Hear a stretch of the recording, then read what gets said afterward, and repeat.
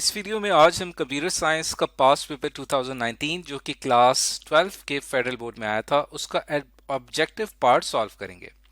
Objective part में क्या होता है? ऑब्जेक्टिव पार्ट में एमसीक्यूज होते हैं, मल्टीपल चॉइस क्वेश्चंस होते हैं और ये हमारा सेक्शन ए कहलाता है और ये हमारा क्वेश्चन नंबर 1 है। इसके अंदर टोटल 15 एमसीक्यूज हैं।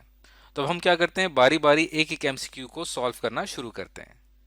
तो चलते हैं क्वेश्चन नंबर 1 की तरफ। क्वेश्चन नंबर 1 में पूछा गया है Which of the following is not a file opening mode? हमें इसमें 4 मोड्स दिए हुए हैं और पूछा गया है कि इसमें से कौन सा है वो फाइल ओपनिंग मोड नहीं है। ऑप्शन ए है iOS bin, ऑप्शन बी है iOS in, ऑप्शन सी है iOS out और ऑप्शन डी है iOS app। तो iOS bin जो है वो बाइनरी फॉर्मेट में फाइल ओपन करने के लिए इस्तेमाल होता है। इन जो है वो इनपुट ऑपरेशंस के लिए इस्तेमाल होता है। आउट जो है वो आउटपुट ऑपरेशंस में फाइल ओपन करने के लिए इस्तेमाल होता है। जबकि ऐप जो है वो दरअसल फाइल को अपेंड करने के लिए, यानी फाइल का जो करंट डाटा है उसको आउटपुट, जो भी आउटपुट आता है उसके साथ अपेंड करने के लिए इस्तेमाल होती है। तो इसका सही ऑप्शन है, सही जवाब है ऑप्शन डी, क्योंकि ये एक फाइल ओपनिंग मोड नहीं है। बाकी जो 3 हमारे पास ऑप्शन है ये तमाम क्या है, ये फाइल ओपनिंग मोड है। तो सही जवाब को हम यहाँ पे मार्क कर देते हैं। अब चलते हैं क्वेश्चन नंबर 2 की तरफ। Which of the following creates user groups and assigns privileges to them? इसमें से कौन सा है जो कि यूजर ग्रुप क्रिएट करता है और उनको प्रिविलेजेस यानी यूजर नेम और पासवर्ड असाइन करता है? तो इसमें हमारे पास 4 ऑप्शन दिए हुए हैं। ऑप्शन ए है नेटवर्क मैनेजमेंट, ऑप्शन बी है मेमोरी मैनेजमेंट, ऑप्शन सी है इनपुट आउटपुट मैनेजमेंट, ये ऑप्शन डी है फाइल मैनेजमेंट। तो इन चारों ऑप्शंस में से जो इसका सही जवाब होगा, इसका सही जवाब है ऑप्शन ए नेटवर्क मैनेजमेंट। क्योंकि मेमोरी मैनेजमेंट का काम मेमोरी से ताल्लुक है, आईओ मैनेजमेंट का काम input output files, input output devices को मैनेज करना है। फाइल मैनेजमेंट का ताल्लुक कंप्यूटर में मौजूद डाटा के साथ है। नेटवर्क मैनेजमेंट जो होती है ये दरअसल एक डिवाइस को दूसरे डिवाइस से कनेक्ट करने के लिए इस्तेमाल होती है। और यहाँ पे आ जाते हैं हमारे यूजर ग्रुप्स और उनके यूजर नेम और पासवर्ड। इस वजह इसका सही जवाब है ऑप्शन ए। अब चलते हैं क्वेश्चन नंबर 3 की तरफ। क्वेश्चन नंबर 3 में पूछा गया है in which operating system response time is very critical? कौन से ऑपरेटिंग सिस्टम में रिस्पॉन्स टाइम बहुत ही ज्यादा क्रिटिकल होता है? Option A quick response, option B time sharing, option C batch, option D real time. तो इसका सही जवाब होगा, तो इन चारों ऑप्शंस में से इसका सही जवाब है option D real time. Operating system में जो सिस्टम रिस्पॉन्स टाइम है वो काफी ज्यादा क्रिटिकल होता है क्योंकि इसमें रियल टाइम एप्लीकेशंस रन हो रही होती हैं। अब चलते हैं क्वेश्चन नंबर 4 की तरफ। क्वेश्चन नंबर 4 में पूछा गया है in dash phase the project team determines the end user requirements? इसमें से कौन सी फेज में जो प्रोजेक्ट टीम है वो यूजर की रिक्वायरमेंट्स को गेट करती है या उसको फाइंड आउट करती है? ऑप्शन ए है इम्प्लीमेंटेशन, ऑप्शन बी है एनालिसिस, ऑप्शन सी है डिजाइन, ऑप्शन डी है कोडिंग। तो इन चारों ऑप्शंस में से जो सही जवाब होगा इसका सही जवाब है ऑप्शन बी, क्योंकि एनालिसिस जो होता है वो स्टार्ट का फेज होता है जहां पे रिक्वायरमेंट्स गेट की जाती हैं, जबकि बाकी के जो फेजेस हैं वो आगे चल के आते हैं। अब चलते हैं क्वेश्चन नंबर 5 की तरफ। What is the output produce by the statement? यहाँ पे एक स्टेटमेंट दी हुई है हमें सी आउट की और उसमें इन्वर्टेड कॉमास के बीच में हमें एक लाइन यहाँ पे लिखी हुई नजर आ रही है। तो सवाल यहाँ पे ये पूछा गया है कि यहाँ पे इसका आउटपुट क्या होगा? ऑप्शन ए होगा n now, option B slash n now, option C slash n now and option D inverted comma सिर्फ एक दिया हुआ है उसके साथ स्लैश एन और फिर नाउ। तो इस सवाल का सही जवाब होगा, तो इन चारों ऑप्शंस में से इसका सही जवाब है option B slash n now. जब हम इसको कंपाइलर पे कंपाइल करके देखते हैं तो हमारा यहाँ पे रिजल्ट आता है स्लैश एन नाउ, क्योंकि इन्वर्टेड कॉमाज में हमारे पास जो एक्चुअल वैल्यू आ रही है वो स्लैश एन नाउ की आ रही है। तो ये था हमारा क्वेश्चन नंबर 5 बी का आंसर। अब हम चलते हैं क्वेश्चन नंबर 6 की तरफ। क्वेश्चन नंबर 6 में पूछा गया है the equivalent statement of sum is equal to sum plus num is. 4 options दिए हुए हैं। ऑप्शन ए मैं सवाल को फिर से पढ़ लेता हूं कि sum plus sum num is equal to sum की इक्विवेलेंट स्टेटमेंट क्या होगी।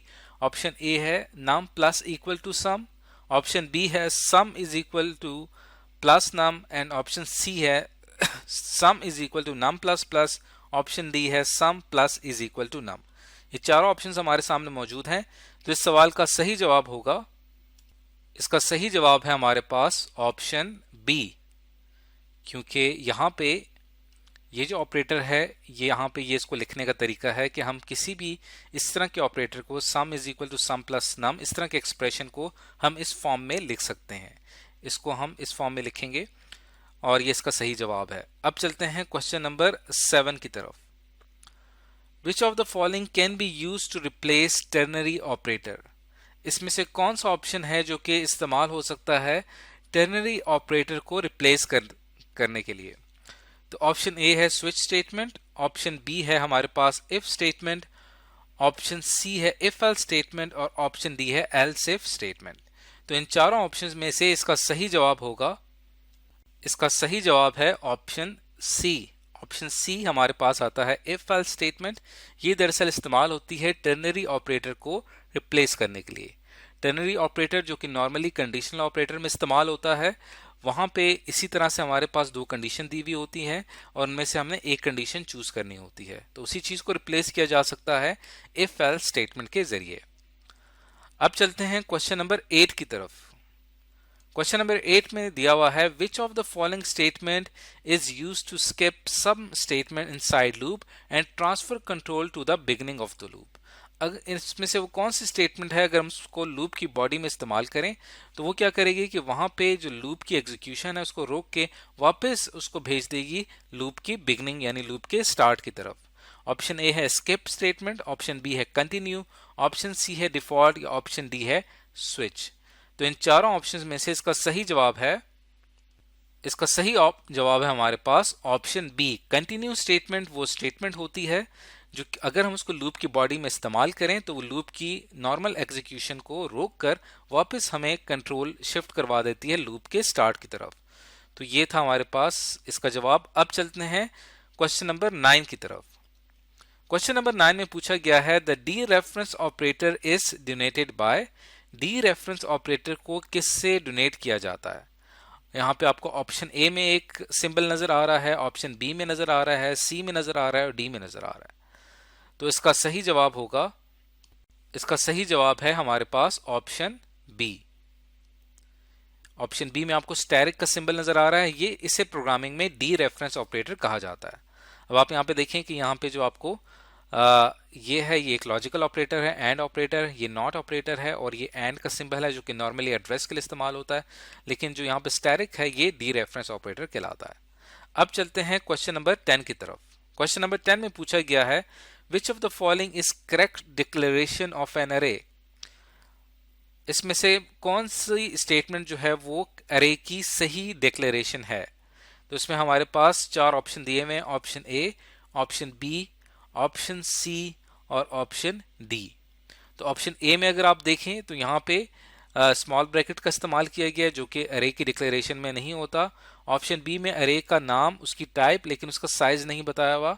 ऑप्शन सी में करली ब्रैकेट्स का इस्तेमाल किया गया है जिसे हम कभी भी साइज के लिए इस्तेमाल नहीं करते अरे में। और ऑप्शन डी में आप देखें बिल्कुल करेक्ट यहाँ पे डिक्लेरेशन की गई है, तो इसका सही जवाब है हमारे पास ऑप्शन डी।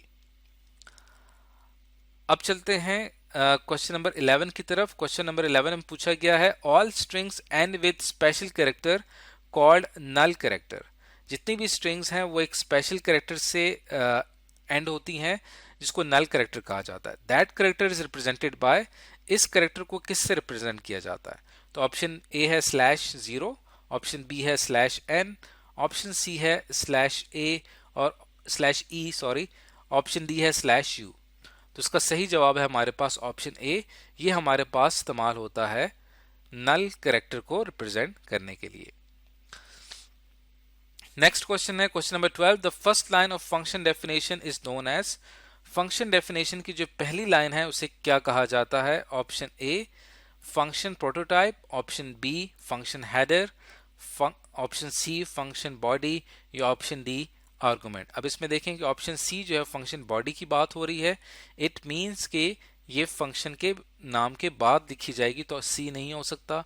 डी के अंदर सिर्फ आर्गुमेंट का जिक्र आ रहा है, और बी जो है वो फंक्शन हेडर, इस नाम की टर्म जो है हम फंक्शंस में इस्तेमाल नहीं करते। ऑप्शन ए ही इसका सही जवाब है, जो कि फंक्शन डेफिनेशन को रिप्रेजेंट करता है। जो आपके फंक्शन डेफिनेशन की पहली लाइन है वो फंक्शन प्रोटोटाइप को रिप्रेजेंट करती है। अब चलते हैं क्वेश्चन नंबर 13 की तरफ। क्वेश्चन नंबर 13 में है the phenomena of having two or more functions in a program with the same names but with different numbers and types of parameter is known as। हमने ये बताना है कि वो क्या जो एक कॉन्सेप्ट है जो कि कंप्यूटर साइंस में प्रोग्रामिंग में इस्तेमाल होता है, जिसमें हमारे प्रोग्राम में दो या दो से ज़्यादा फंक्शंस होते हैं, उनके नाम सेम होते हैं बट उनके जो पैरामीटर्स हैं उनकी तादाद मुख्तलिफ होती है, पैरामीटर्स की टाइप्स भी मुख्तलिफ होती है। इसे क्या कहा जाता है? Option A recursive function, option B inline function, option C nested function, option D function overloading. अब ऑप्शन ए रिकर्सिव फंक्शन नहीं हो सकता क्योंकि इसमें फंक्शन कॉल अपने आप को कॉल करता है, इसका इससे कोई ताल्लुक नहीं है। ऑप्शन सी नेस्टेड फंक्शन, ये भी इसके अंदर नहीं हो सकता क्योंकि एक फंक्शन के अंदर फंक्शन की बात की जा रही है। अब इसमें रह जाते हैं हमारे पास दो ऑप्शन, ऑप्शन बी और ऑप्शन डी। इन दोनों में से हमने बताना है कि इसका सही जवाब कौन सा होगा। तो बी और डी में से इसका सही जवाब है हमारे पास ऑप्शन डी, क्योंकि फंक्शन ओवरलोडिंग में हमारे पास फंक्शन सेम ही नाम के साथ होता है लेकिन उसके पैरामीटर्स की तादाद और पैरामीटर्स की टाइप डिफरेंट होती है, जबकि इनलाइन फंक्शन का ताल्लुक फंक्शन कॉल रिड्यूस करने के साथ है। तो इसका सही जवाब है ऑप्शन डी। अब चलते हैं नेक्स्ट क्वेश्चन, क्वेश्चन नंबर 14 की तरफ। क्वेश्चन नंबर 14 में पूछा गया है कि the ability of a class to derive properties from a previously defined class is. Class की जो एक एबिलिटी होती है जिसमें वो क्या करती है, वो पहले से डिफाइंड क्लास की जो प्रॉपर्टीज थी वहां से वो उन प्रॉपर्टीज को वो ड्राइव कर लेती है, हासिल करती है। तो इसको क्या कहा जाता है? Option A information hiding, option B encapsulation, option C inheritance, option D polymorphism. अब इसके अंदर इंफॉर्मेशन हाइडिंग भी नहीं हो सकता, ऑप्शन बी इनकैप्सुलेशन भी एक डिफरेंट कॉन्सेप्ट है, पॉलीमॉर्फिज्म का कॉन्सेप्ट भी एक डिफरेंट कॉन्सेप्ट आता है। इसके अंदर जो इनहेरिटेंस का कॉन्सेप्ट है जिसमें एक क्लास जो होती है वो प्रॉपर्टीज को ड्राइव करती है किसी दूसरी क्लास से, इसे कहा जाता है इनहेरिटेंस। तो इसका सही जवाब होगा ऑप्शन सी। अब चलते हैं क्वेश्चन नंबर 15 की तरफ। अ constructor is called whenever. Constructor कब कॉल किया जाता है? Option A a class is used, option B an object is destroyed, option C an object is created, या option D a class is declared। तो इन चारों options में से इसका सही जवाब होगा, इसका सही जवाब है ऑप्शन सी, क्योंकि जब भी ऑब्जेक्ट क्रिएट होता है तो हम फॉरन कंस्ट्रक्टर कॉल करते हैं। तो ये इसका सही आंसर है। अब हम चलते हैं यहाँ पे हमने जो 15 ऑब्जेक्टिव टाइप क्वेश्चन थे, मल्टीपल चॉइस एमसीक्यूज जो क्वेश्चन थे वो हमने सॉल्व कर लिए हैं। अब इसके बाद जो नेक्स्ट वीडियो होगी उसके अंदर हम सेक्शन बी को पढ़ेंगे जो उसका सब्जेक्टिव पार्ट होगा।